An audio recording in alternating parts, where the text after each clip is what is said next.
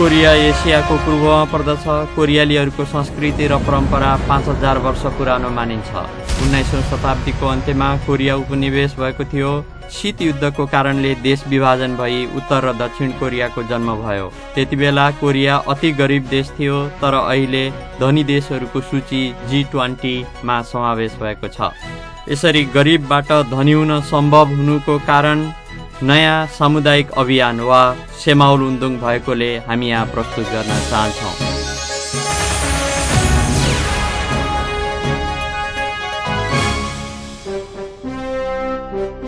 कोरियाली जनताले धेरै लडाईँ र आक्रमणको चपेटामा परे तापनि यसबाट विचलित नभई आफ्नो विशिष्ट संस्कृति र परम्परालाई कायम राखेका छन्। यद्यपि 19औं शताब्दी पछिको जापानिज उपनिवेश र कोरियाली युद्धको असर भने बाँकी थियो।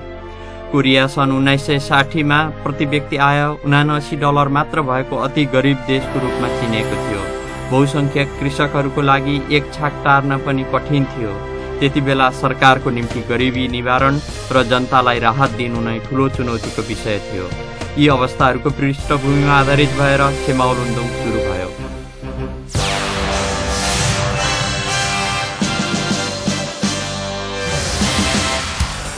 सन् 1962 देखि सुरु गरिएको 5 वर्षीय आर्थिक विकास योजनाले गर्दा सन् 1970 को दशकको सुरुमा केही आर्थिक उन्नति हासिल गर्न सक्षम भयो, तर ग्रामीण समुदाय भने गरिबीले पिल्सिएको थियो। राष्ट्रपति पाक चोङ-हीले किसानको आर्थिक अवस्थामा सुधार नगरेसम्म देश विकास सम्भव नहुने तितो तथ्यलाई आत्मसात गरेका थिए। राष्ट्रपति पाकले सन् 1969 मा बाढी पीडित क्षेत्रको अवलोकन गरे र उनी ग्रामीण समुदायद्वारा पुनर्निर्माण गरिएका सडक, सुधारिएका छानाहरू र व्यवस्थित पर्खालहरूबाट प्रभावित भए। यसबाट राष्ट्रपति पाकले जबसम्म जनतामा आफूले काम गर्ने भावना हुँदैन र विकास अभियानमा सहभागी हुँदैनन् भने तबसम्म जनतालाई दिएको सहायता बेकार साबित हुन सक्छ भन्ने राम्रोसित महसुस गरे। त्यसपछि यदि परिश्रम, स्वयंसेवा र सहकार्य जस्ता आधारभूत विचारहरूमा गाउँलेहरूलाई उत्साहित गरियो भने गाउँले आफैले आफ्नो गाउँ विकास गर्न सक्छन् भन्ने कुरामा उहाँ ढुक्क हुनुभयो। त्यही विचारमा आधारित भएर कृषि गाउँहरूको विकास गरी वातावरणीय जीवनशैलीमा परिवर्तन गर्न नयाँ सामुदायिक अभियान अथवा सेमाउल उन्दुङ सुरु गरिएको थियो।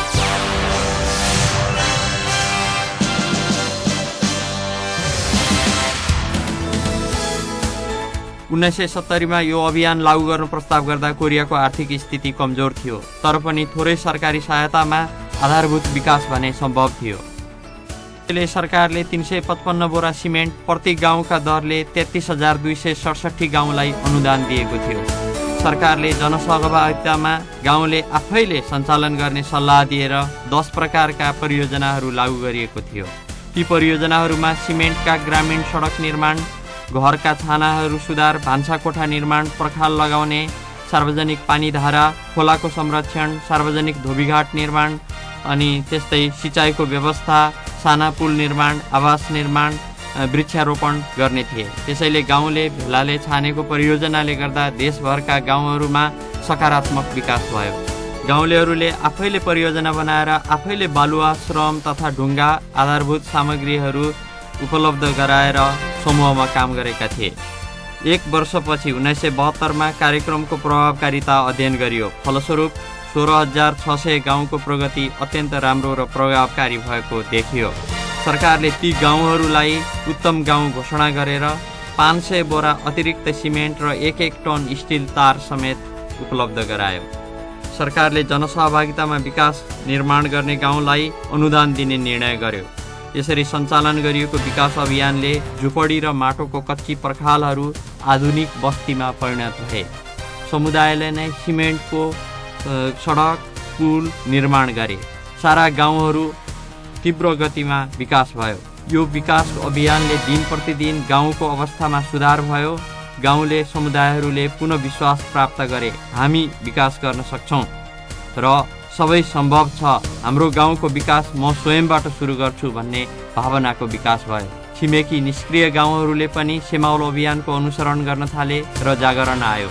सन् 1973 मा गरिएको अध्ययनले 6,000 गाउँहरू सरकारको सहयोग बिना स्वतस्फूर्त सेमाउल उन्दुङ अभियानमा सहभागी भएको देखायो। 1974 समुदायको जनसहभागिता र विकासको स्तर अनुसार कोरियाली सरकारले गाउँहरूलाई आधारभूत गाउँ, स्वयंसेवी गाउँ, स्वयं आत्मनिर्भर वा स्वावलम्बी गाउँ गरी 3 तहमा विभाजन गरेको थियो। त्यसपछि सरकारी सहायता पनि गाउँलेहरूको स्तर हेरेर उत्तम गाउँलाई पहिलो प्राथमिकताको आधारमा उपलब्ध गराइएको थियो। समग्रमा यस अभियानको विकासका 3 रणनीतिहरू थिए। पहिलो, सरकारी सहयोग उपलब्ध गराउँदा स्वतःस्फूर्त विकासको निम्ति गाउँलेहरूले आत्मिक रूपले परिश्रम, स्वयंसेवा र सहकार्य जस्ता आधारभूत पक्षलाई रणनीतिक रूपमा स्वीकार गरेका थिए। दोस्रो, आयोजना छनौट गर्दा गाउँलेहरूले नै उनीहरूको आवश्यकता, प्रतिफल र वातावरणीय पक्ष आदिलाई ध्यान दिएका थिए र प्रजातान्त्रिक थियो। तेस्रो, आधारभूत गाउँलाई पहिलो प्राथमिकता दिँदै स्वयंसेवा तथा स्वस्थ प्रतिस्पर्धात्मक वातावरणको सिर्जना गरी जनसहभागिता गराइएको थियो।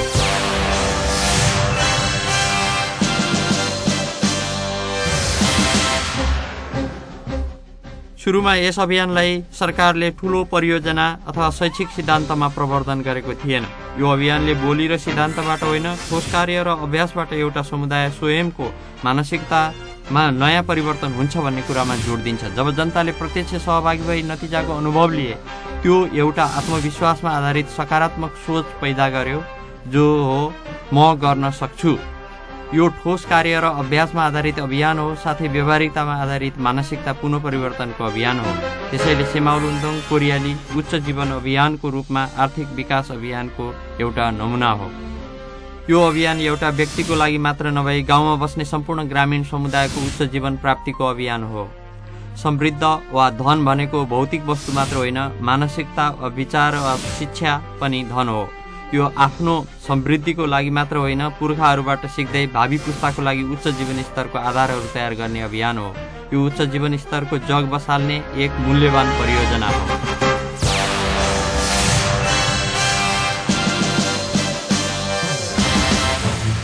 यस अभियानका आधारभूत सिद्धान्तहरू परिश्रम, स्वयंसेवा र सहकार्य हुन्। यिनै सेमाउलको प्रवर्धन गर्ने शक्ति हुन्। परिश्रमको अर्थ मेहनती, उद्यमी अथवा इमान्दारिता भन्ने हो। स्वयंसेवीको अर्थ आफ्नो काम आफै गर्नु वा आफ्नो भाग्यको निर्माता आफै हो। सहकार्यको अर्थ आपसी सहयोग र यसले काम गर्ने क्षमतामा वृद्धि गर्छ भन्ने हो।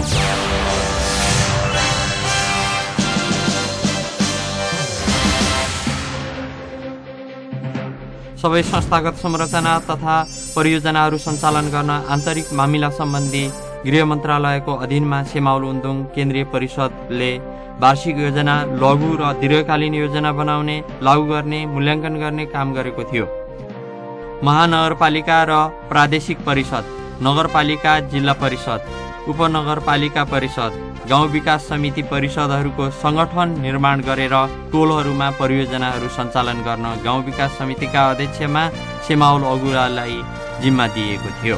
यो समितिमा अध्यक्ष, एक पुरुष, एक महिला, एक युवा सेमाउल अगुवालाई जिम्मा दिई असल राजनैतिक शैलीमा सबैलाई समेटेर परियोजनाहरू कार्यान्वयन गरिएको थियो। गाउँ भेलाले सेमाउल अगुवा र परियोजनाहरू छनौट, कार्यकारिणी समिति निर्माण र कार्यान्वयन गर्दथे। सेमाउलका नयाँ परियोजना छनौट गर्दा स्थानीय आवश्यकता, स्थानीय परिवेशमा उपयुक्त लगानीको दृष्टिकोणले थोरै खर्च लाग्ने र जनसहभागिता तथा गाउँमा सहयोग प्राप्त हुन सक्ने र आयोजना सम्पन्न हुन लाग्ने समय आदि आधारलाई ध्यान दिइन्थ्यो। परियोजना सञ्चालन गर्दा आवश्यक पर्ने श्रम, भौतिक सामग्रीहरू जस्तै बालुवा, गिटी, ढुङ्गा आदिको योगदान गाउँलेहरूबाट जुटाइएको थियो। परियोजना सञ्चालन गर्दा आवश्यक पर्ने श्रम, भौतिक सामग्रीहरू आदिको योगदान गाउँलेहरूबाट जुटाइएको थियो। गाउँबाट उपलब्ध गराउन नसकिने पुँजी, प्रविधि जस्ता कुराहरूको बाह्य सहयोग सरकारी संस्थाबाट जुटाइन्थ्यो। सरकारी कर्मचारीले परियोजना स्थलमा भ्रमण, परियोजनाको अनुगमन गर्दथे र वार्षिक प्रतिवेदनलाई गाउँ भेलाले अनुमोदन गरेका थिए। विकासको अवस्थाको अनुगमन तथा मूल्याङ्कन नयाँ सामुदायिक अभियान सेमाउल उन्दोङको एउटा मुख्य अङ्ग थियो। परियोजनाको मूल्याङ्कन 3 चरणमा गरिन्थ्यो: पूर्व मूल्याङ्कन, मध्यावधि मूल्याङ्कन र अन्तिम मूल्याङ्कन। विगतको परियोजनाको गहन मूल्याङ्कन प्रतिवेदन तयार गरेर मात्र नयाँ परियोजनाको तर्जुमा गरिन्थ्यो। त्यसको राम्रो प्रभाव अर्को परियोजनामा देखा पर्दथ्यो। विगतको सफल परियोजनाको अनुभव तथा प्रतिवेदनहरूको मूल्याङ्कनलाई व्यापक प्रचार प्रसार गरिएको थियो।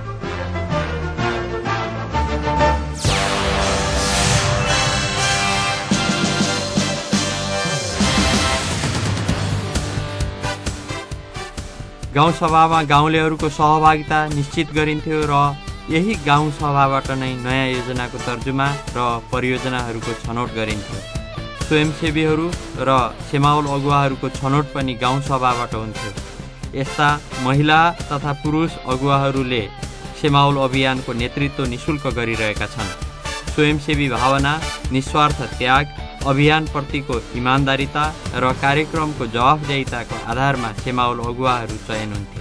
सरकारले अगुवाहरूलाई तालिम दिन 1972मा सेमाउल तालिम केन्द्रको स्थापना गर्यो र सेमाउल अगुवाहरू हुर्काउने काम सुरु भयो।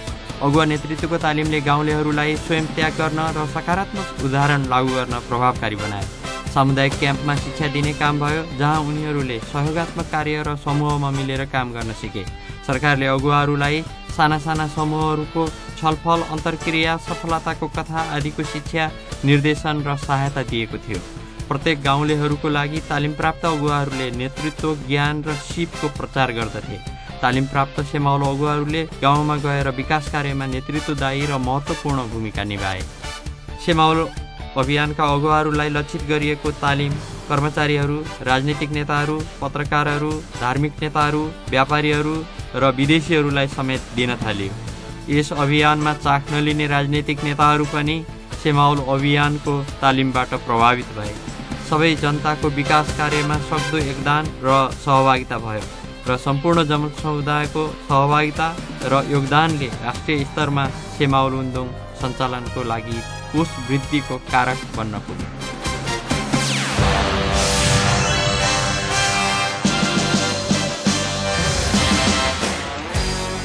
यस अभियानको सुरुमा सरकारले गाउँको जीवनस्तर सुधार्न आवश्यक सामाजिक आधारशिलाहरू, बाटो, पुल आदिको निर्माण तथा पुनर्निर्माणको लागि सिमेन्ट, फलामको डन्डी, प्राविधिक सहयोग उपलब्ध गराउँदथ्यो। गाउँलेहरूले आपसी सहयोग र योगदानमा परियोजनाहरू सम्पन्न गर्दै काम गर्दाको अनुभव र सफल योजनाहरूको कार्यप्रणालीलाई आधार मानेर सामुदायिक सुविधाहरू उपलब्ध गराउन थप योजनाहरू सञ्चालन गरिएको थियो। उल्लेखित कार्यप्रणालीले गाउँमा रहेका घरहरूको सुधार गर्न सामाजिक पूर्वाधारहरू जस्तै पुस्तकालय, विद्यालय भवन, बाटो, पुल, सभागृह, सहकारी पसल, सार्वजनिक शौचालय, स्नानगृह निर्माण भई गाउँमा बस्ने जनताको जीवनस्तरमा सुधार भयो।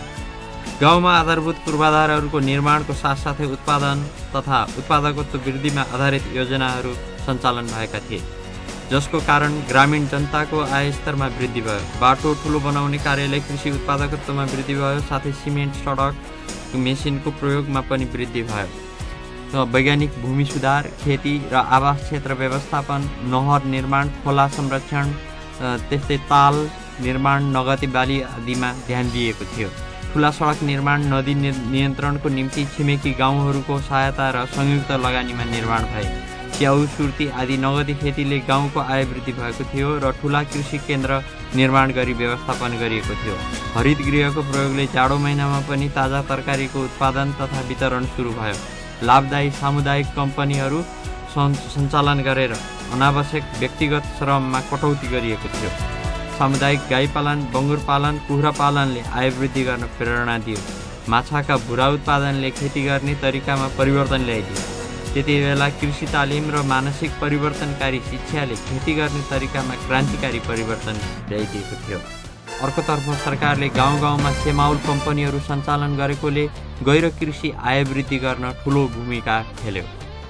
सन् 1974का सुरुको 4 वर्षमा सहरको श्रमिकको आय स्तरको तुलनामा ग्रामीण समुदायको आय स्तरमा वृद्धि बढी थियो।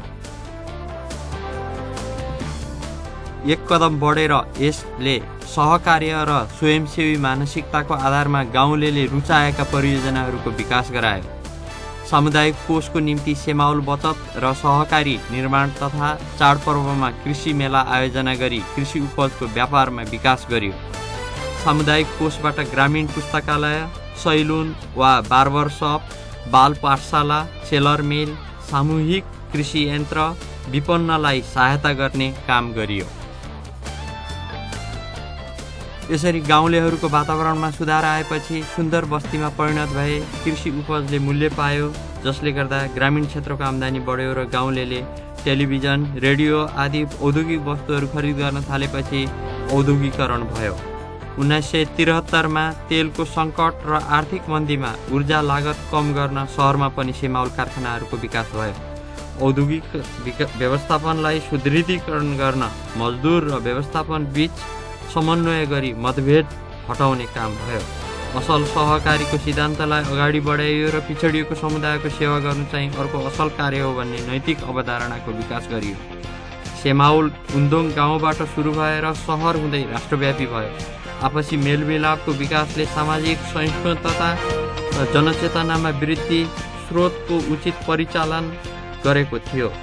उदाहरणको निम्ति मजदुर तथा व्यवस्थापन बीच दुवै पक्षको जित वा भलो होस् भन्ने अभियानले 1997 IMF आर्थिक मन्दीको कारण सिर्जना भएको राष्ट्रव्यापी मुद्रा सङ्कट समाधान गर्न घर घरबाट सुन तथा मुद्राको सङ्कलन गरिएको र असहाय छिमेकीलाई सहयोग गर्ने अभियान प्रमुख थियो। अहिले सेमाउल उन्दोङले राष्ट्रव्यापी हरियाली उच्च जीवनशैली विकासको निम्ति ग्रिन कोरिया अभियान, राष्ट्रव्यापी मानसिक सुन्दरताको निम्ति स्मार्ट कोरिया अभियान, खुसियाली जीवनशैली विकासको निम्ति ह्याप्पी कोरिया अभियान, सेमाउलको विश्वव्यापीकरणको निम्ति ग्लोबल कोरिया अभियान सुरु गरेको छ।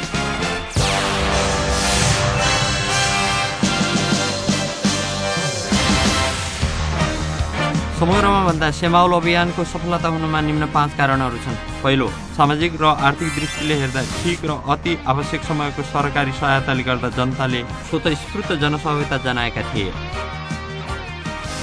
दोस्रो, परियोजना र अगुवा छनौट गर्दा सरकारले कुनै हस्तक्षेप नगरेर प्राविधिक कार्यविधि निर्देशिका मात्र तोकेर जनताहरूको आत्मविश्वासलाई उच्च पारियो र आफू स्वयंले के गर्ने भन्ने निर्णय गर्ने अधिकार दिइयो।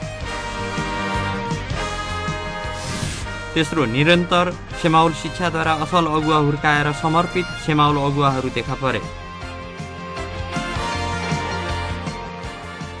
सेमाउल अगुवाहरू जनता आफैले छनौट गरे, बिना तलब काम गरे, सेमाउल तालिम केन्द्रबाट अग्रगामी विकासवादी शिक्षा लिएर विशेषज्ञको रूपमा देखा परे। अगुवाको कार्यभार सम्हाले र अगुवाको काममा प्रख्यात भए। चौथो, उत्तम गाउँलाई पहिला अनुदान दिने प्रथा लागू गरेपछि अगुवाहरूमा स्वतस्फूर्त विचार गर्न बाध्य भई प्रतिस्पर्धी भएका थिए। त्यस कार्यले प्रतिस्पर्धामा तीव्रता ल्यायो। कुनै काम गर्दा म पहिलो हुन चाहन्छु भनी देखा पर्न थाले। आधारभूत गाउँ, स्वयंसेवी गाउँ, स्वावलम्बी गाउँ वा आत्मनिर्भर गाउँ गरी 3 समूहमा विभाजित अनुदानको भिन्नता पनि तोकियो र प्रतिस्पर्धी बन्दै गए र अगुवाहरूले पनि मेहनत गरे। पाँचौं, सेमाउल परियोजना टोल वा गाउँको इकाइबाट सुरु भयो।